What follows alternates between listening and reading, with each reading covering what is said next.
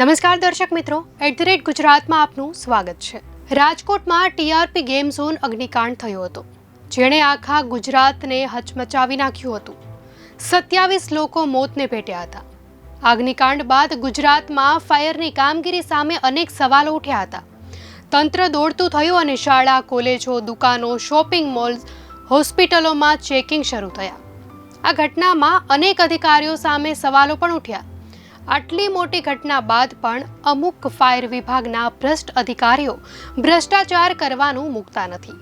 હાલમાં વધુ એક ભ્રષ્ટ અધિકારી ઝડપાયો હતો। ઇન્ચાર્જ ફાયર ઓફિસર અનિલ મારુ, તેણે ફાયર એનઓસી આપવા માટે 3 લાખની લાંચ માંગી હતી, જેનો બીજો હપ્તો 1.80 લાખ લેવા જતાં તે પોતે રંગે હાથ ઝડપાયો હતો।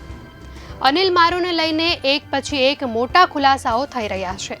ત્યારે હવે આ લાંચિયા incharge chief fire officer Anil Maru કેસમાં સૌથી મોટો ખુલાસો થયો છે। લાંચિયા અનિલ મારુની ભરતી પ્રક્રિયા શંકાના દાયરામાં હોવાનું સામે આવ્યું છે। આ લાંચિયા ઓફિસર અનિલની ભરતી ગેરકાયદેસર રીતે થઈ હોવાનો ખુલાસો થયો છે। ભરતી સમયે લાંચિયા અનિલ મારુની ઉંમર 25ની જગ્યાએ 22 વર્ષની હોવાનો ખુલાસો થયો છે।